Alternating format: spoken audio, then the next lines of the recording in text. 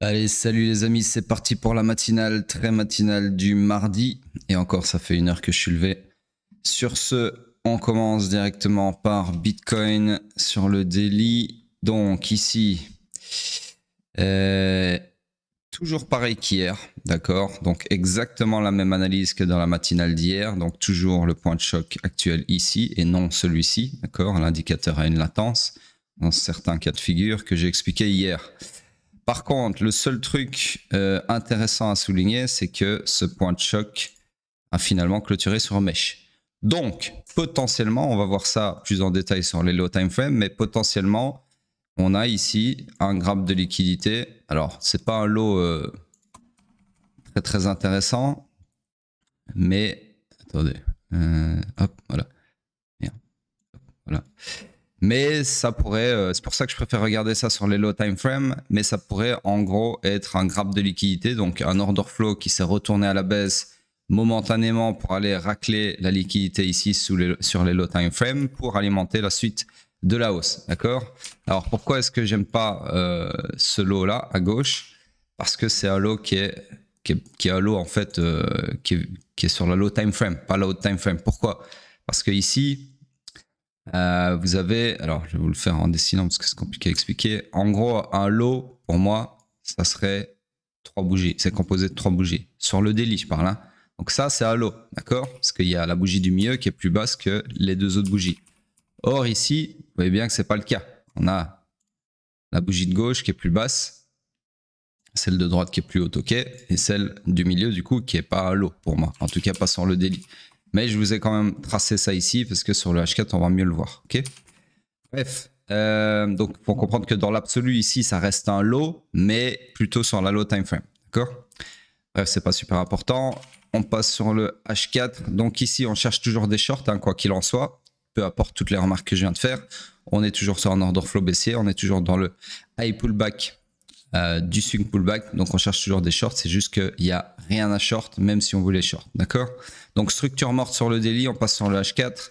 Sur le H4, ici, structure swing, toujours haussière. Structure interne, alors on n'a pas réussi à la retourner, je pense pas. Je pense qu'on a eu, voilà, un graphe de liquidité, d'accord, comme ceci. Donc c'est celui que je vous avais tracé sur le daily. Que ici on voit mieux, ok. Donc en gros le lot que je voulais pas vous tracer sur le daily, c'est un vrai lot sur le H4. Pourquoi? Parce qu'ici il est bien composé de 3 bougies. Oups. De 3 bougies dont celle du milieu est plus basse que les deux autres, juxtaposées, d'accord. Donc, qu'est-ce qu'on peut en conclure ici? Plusieurs choses. Alors, on va faire un petite seconde. Ouais. Un petit replay. Hop. Encore une bougie pour voir mon POI. Voilà. Donc hier, on était quelque part comme ceci. Après la matinale, hein, bien évidemment. Sinon, je vous aurais tracé le scénario. Donc peu après la matinale, on a eu un POI qui s'est confirmé dans le sens de l'order flow. Sauf qu'on a eu aussi un order flow sur mesh. Parce que là, je vois rien. Ouais, un order flow sur mesh qui a clôturé 2 fois sur mesh. Ok. Donc on n'a pas réussi à avoir de follow through sur 2 bougies. Et en plus de ça, ça a fait office de grappe de liquidité sous, pas n'importe quel lot, mais bien le strong low de la structure haussière interne. D'accord? Donc l'eau qui est censé tenir si cette structure interne se perpétue à la hausse. D'accord? Ce à quoi on s'attend techniquement. Donc dans ce cas-ci, quoi privilégier? Bah, c'est ça. Attendez, parce qu'il y a des gens qui commencent déjà à me harceler sur WhatsApp. Me harceler à 9 h du matin sur WhatsApp. Donc je disais, ici on va avoir encore une fois une balance, je fais comme je peux, de confluence, puisqu'on a des confluences qui s'opposent. D'un côté, on a une confluence structurelle qui est l'order flow, qui nous dit order flow baissier, donc on cherche des shorts. Alors bien évidemment, c'est ce scénario-là hein, qu'on veut exploiter. Donc des shorts jusqu'à par exemple la demande d'en face, peu importe, qui est bien pricé dans le discount. D'accord? Mais d'un autre côté, on a une autre confluence structurelle qui nous dit, dans cette structure interne haussière, on s'attend à ce qu'elle tienne, puisque ceci est un strong low, et on vient de le super. Et en plus de ça, on l'a supé avec 2 bougies qu'on n'a pas réussi à faire de follow-through par rapport au choc. Alors je vérifie, ouais, c'est bien le cas.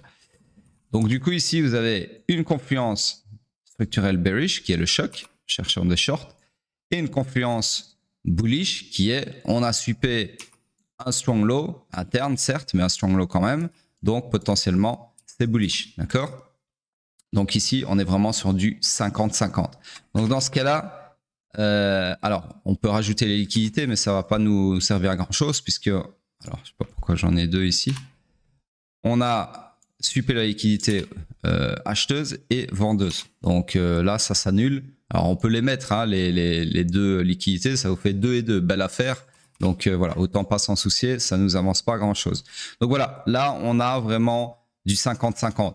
Maintenant, comment on pourrait départager, en tout cas moi, comment je départagerais cette analyse 50-50, c'est en me disant, oui, mais on est dans une structure qui a une jambe overextended. Après un BOS, on s'attend à un swing pullback, d'accord? Et le swing pullback, le premier signe annonciateur d'une entrée en swing pullback, c'est un choc baissier, d'accord?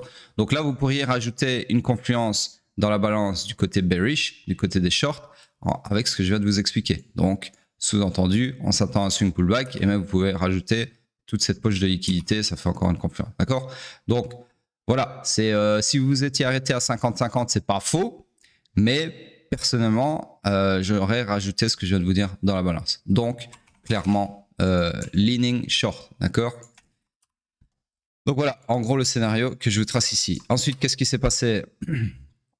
Je ne sais pas. Voilà, on revient, on fait le premier segment du scénario, donc mitigation de mon supply, ok? Et là, c'est à ce moment-là où vous devez descendre sur la low time frame pour chercher un setup, s'il y en a ou pas. Et donc, là, de toute façon, dans tous les cas, on est toujours dans ce segment-là, et qui est mitigation de mon supply. Donc, pour le moment, le scénario ici est toujours valide. Du coup, je vais tracer une target. Hop. Une target, merde. Hop. Qui serait, comme je vous l'ai dit, la demande unmitigated qui est dans le premium. Ok, je préfère celle-ci que celle au-dessus parce que celle-ci est mal pricée, elle est dans le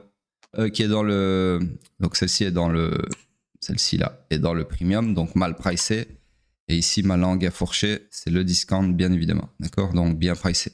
Donc toujours privilégier les targets par rapport à leur pricing. Sur ce, c'est tout pour le H4. Donc, on va voir si le scénario de short se concrétise ou pas. On passe sur le M15.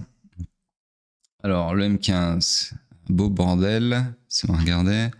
Donc, dans tous les cas, ok, ouais, je me souviens de l'analyse hier. Donc, dans tous les cas, on a fini par retourner. Hop. Allez, voilà, la structure à la baisse. Donc, j'ai effacé ça. Tout ceci, ça m'intéresse plus non plus. Hop.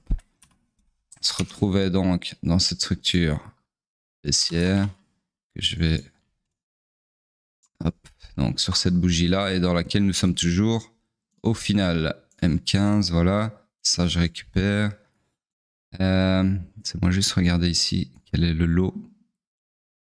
Je crois que c'est des parfaits equal low. Ça m'en a tout l'air. Attendez, parce que là j'arrive pas à lire. Hop. Donc 25, non pardon, 88,5 et là, non, pas du tout. Hop, je recommence. Donc l'eau 338,5 et ici 340. Ah ben non, à 2 $ près, c'est le lot, c'est celui de gauche, d'accord? Bon, visuellement, on voit pas vraiment la différence, mais si vous voulez être méga précis, voilà, le lot, c'est celui-ci, ok?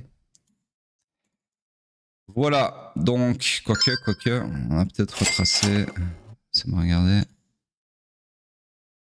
Ouais, de toute façon, ça reste le lot dans tous les cas. Alors, laissez-moi virer ça. Donc, je disais, structure swing maintenant baissière, ok, structure dégueulasse, mais structure quand même. Structure interne, on va la mettre à jour, donc après le BOS, premier zigzag dans le prix ici, ensuite perpétuer à la hausse ici, ensuite perpétuer à la hausse ici, ok.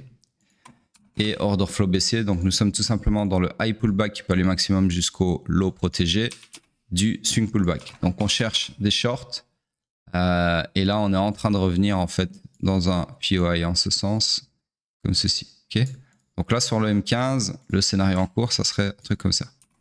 Si le POI tient, bien évidemment. Parce qu'ici, on a le même cas de figure sur le H4. On a un choc sur mèche avec 2 bougies, voire même 3 ici, qui n'arrivent pas à faire un follow-through, c'est-à-dire à clôturer un corps de bougie sous le point de choc. D'accord. Donc voilà, potentiellement un grappe de liquidité pour alimenter un mouvement haussier ou pas. Sur ce, c'est tout pour le M15. Donc ici, on est, comme je vous ai dit, hein, dans un scénario de short qui se réalise, comme sur le H4, jusqu'à preuve du contraire. Sur ce, c'est tout pour Bitcoin. On passe sur le pétrole en daily. Ici, c'est moi caché ceci. Hop, tac. Ça aussi, du coup. Hop. Voilà. Donc, daily, bah, toujours pareil. Il ne se passe rien depuis plusieurs jours. Il ne se passe absolument rien. D'accord. Donc, on est toujours dans l'attente de ce scénario jusqu'à preuve du contraire. Sur ce, on passe directement sur le H4. Sur le H4, ici, structure swing toujours baissière, structure interne toujours haussière, order flow haussier également. Donc, nous sommes dans le high run final du swing pullback. Du coup, on cherche des longs selon mon scénario tracé dans la matinale d'hier. Qui au final s'est presque réalisé. On est venu presque faire une mitigation ici, mais on n'est pas rentré dans la demande malheureusement. Et pour le moment, on est potentiellement dans ce segment-là. Direction les equal high ici et potentiellement le supply ici. Sur ce, rien de plus à dire sur le H4. On passe sur le M15. Le M15, lui, toujours dans sa structure énorme qui est haussière, structure swing que j'agrandis comme ceci. Structure interne toujours la même qui est baissière ici. L'order flow s'est réaligné à la baisse, donc on est dans le high run final du swing pullback. D'accord. Donc on cherche des shorts et là on a un très beau POI ici pour ce faire, qui n'est pas encore confirmé, mais je pense bien que en déant les 7 minutes qui restent avant la clôture, ça le sera. Vu là le momentum qu'on est en train d'avoir, hop, je me permets de le tracer. Sur ce, le scénario, ça serait chercher des shorts comme ceci. Okay. Voilà donc pour le pétrole. On passe sur hype en daily. Hop, tac, tac. Donc hype ici, toujours pareil, toujours fully aligned à la hausse, toujours dans ces deux scénarios qui sont toujours valides. Donc on attend de voir si il se réalise. On passe directement sur le H4. Sur le H4, structure swing haussière, structure interne haussière. Non, pardon, structure interne, autant pour moi, elle a fini par se retourner à la baisse, comme ceci. Order flow baissier également. Donc là, on est clairement sur une double confirmation d'entrée en swing pullback par rapport à cette structure haussière swing. Donc du coup, on cherche des shorts. Malheureusement, comme vous le voyez, là, l'efficiency légendaire du market maker de hype qui laisse pas ou très peu dans ce cas-ci de POI, puisque le seul POI qu'il a laissé, il est ici. Mais ce n'est pas un POI puisqu'il ne nous intéresse pas par rapport à l'order flow. D'accord ? Qui devrait se retourner à la hausse si on revenait dedans. Donc, c'est pas un endroit qu'on veut shorter. Donc là, en gros, depuis le point de choc ici, donc depuis cette bougie-là, il n'y a pas eu de POI pour s'appuyer pour chercher des shorts. Donc, efficiency au maximum, ce n'est pas bon pour nous les traders puisqu'il n'y a pas de faille dans le price action, il n'y a pas de volatilité et sans volatilité, dur de trader. Donc, structure morte, on cherche des shorts, mais on n'a rien à short. Ok ? Voilà donc pour hype, on passe sur Bitcoin en weekly puisque clôture hier. Du coup, on va voir comment on a clôturé. Alors, c'est pas de bêtises, ouais. Non, qu'est-ce que je raconte moi? Je suis un fou, moi. Je croyais qu'on était lundi, c'était hier lundi. Donc on est mardi, autant pour moi. Donc ça a déjà été discuté du coup dans la matinale d'hier. Sur ce, rien de plus à dire qu'hier du coup, puisque là, on fait du surplace, hein, pas grand-chose à dire. Donc, je vous renvoie aux commentaires par rapport à la clôture du dimanche dans la matinale d'hier. Sur ce, rien à dire de plus là-dessus. On jette un œil à la dominance qui continue de faire du surplace dans sa demande. Et Ethereum également, plus ou moins du surplace, rien de spécial en tout cas.